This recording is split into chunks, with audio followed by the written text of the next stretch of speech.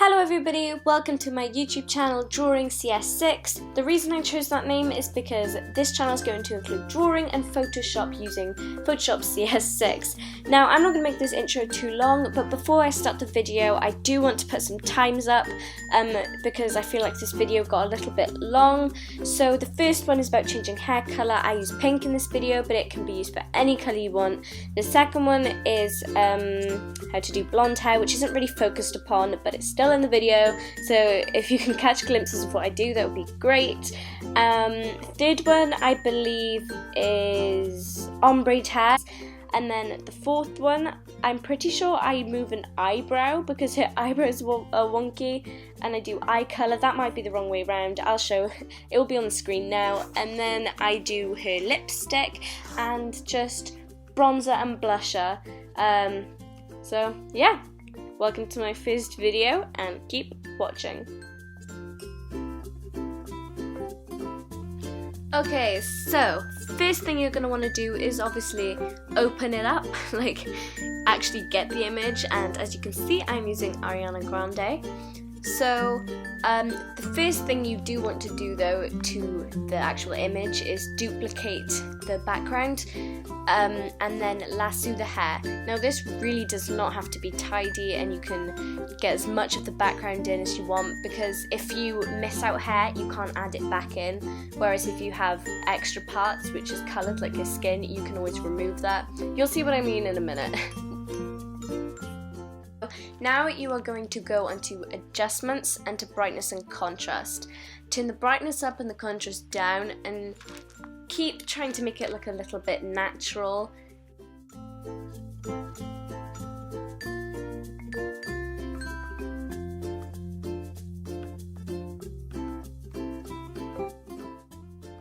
To make it even more lighter you can always use curves, which I prefer to use than the other options such as levels.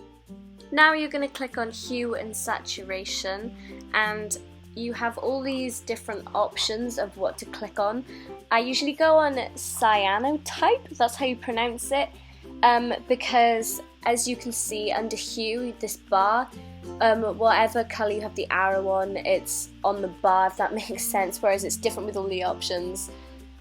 I just personally would say go for cyanotype, or just leave it on the custom and then just kind of guess what the colours are. So you can play around with the hue, the saturation, the lightness. Make sure you click on colorize and then click OK. So you are going to want to click on layer mask, which is down at the bottom, and then go on the paintbrush tool and switching between black and white as I just did. You can remove and switch it back, and you can colour back in.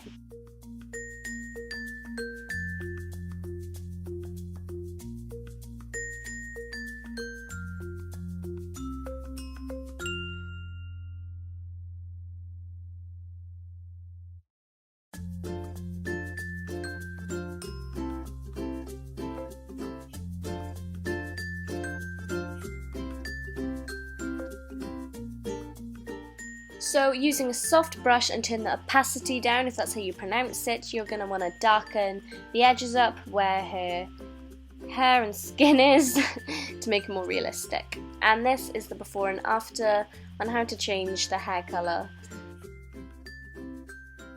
Turning her hair blonde, I just went under image and adjustments, and I just played around with a lot of the options under there to do with colour. If you want me to focus more on turning hair blonde in another video, comment down below and I will make that video for you and focus in more detail for you. Okay, so this is the ombre part of the video, so you're going to want to click on FX and then go to gradient overlay. Click on blend mode and go down to colour. As you can see, this is what makes it more real. So all these pastel gradients that I have and the colourful gradients are from Selena Photoshop on YouTube. She has an Instagram account, you can go check her out, and then she has really good edits. So I just want to say thank you for letting me use them. But these are also the default ones which you can also use, but gotta admit I am digging these colourful ones and I do pick one of them. I pick a pink and blue one.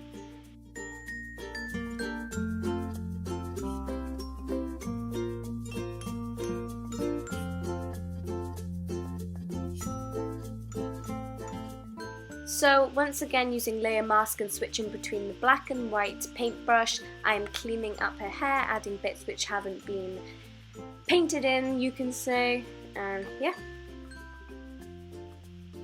So now this is how to use oil paint. It doesn't really work with this hairstyle because of the bun thing she has. It can work really nicely with normal hair if you use it properly, but yeah, this is what is the problem.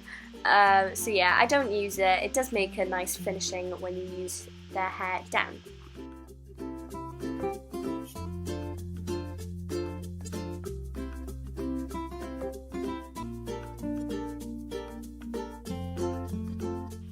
Changing her eye colour, you are once again going to FX, but go into colour overlay, and then once again go to blend mode and click on colour and pick the colour of your choice. I'm going to pick blue because I think it's nice. I think it goes nice with blonde. So yeah, click on OK, and then once again, as you did with the hair, just mess around with the brightness, the contrast, the curves, the vibrance, and just get that colour that you want, and you will be able to clean it up and not have a line going across your face, once again using layer mask. So I just rub it all out and then draw it on again using a softish tool, softish paintbrush even, just to give it a nicer look.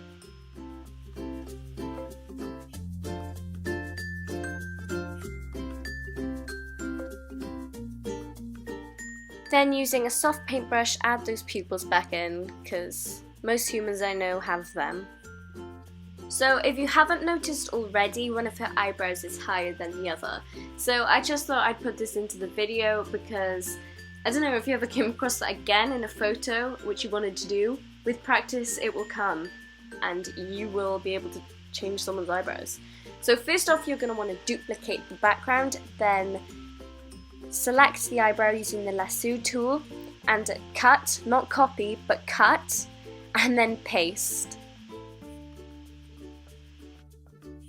Yeah, hang on, watch me mess this up. Yeah, there we go. Yeah, it's fine, you just press undo and then you move the eyebrow, you know. An everyday thing, you should be used to it by now. But once you've put that eyebrow in place, it's not going to look like it's meant to be there. So what you want to do is use a brush on the softest it can get and turn the opacity down and just rub around the edges so it blends in more.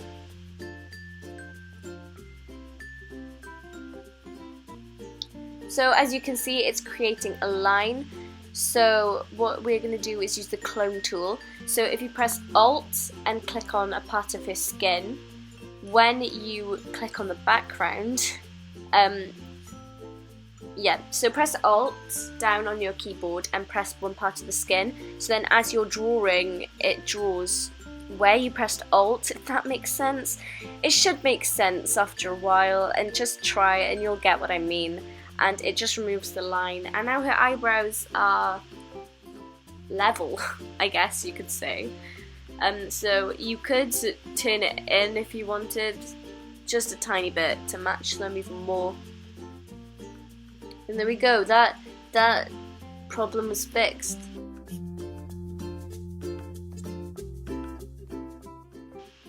Okay, so I have speeded up the video because you basically do what you did to the eyes, but using hue slash saturation, and just pick the colour that you want. I pick purple, remove it all, colour it back in, and she now has lipstick.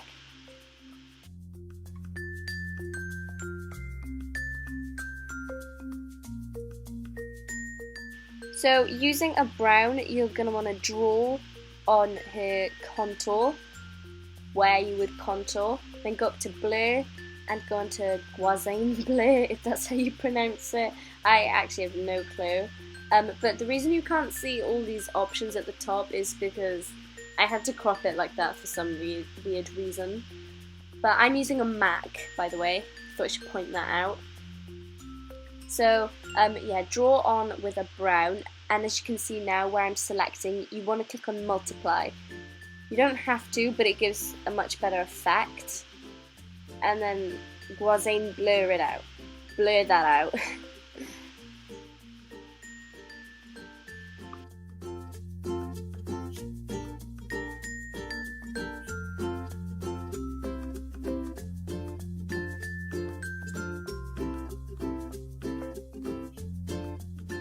So now you can do the same with highlight. So just pick a white, draw wherever you would highlight on your face, and then once again just press blur. You don't have to click on multiply with this one. I suppose you could, but you don't have to. So yeah, now you can do that with any part of your face. So I will speed up the video and I'll just do it to a forehead, your nose, and maybe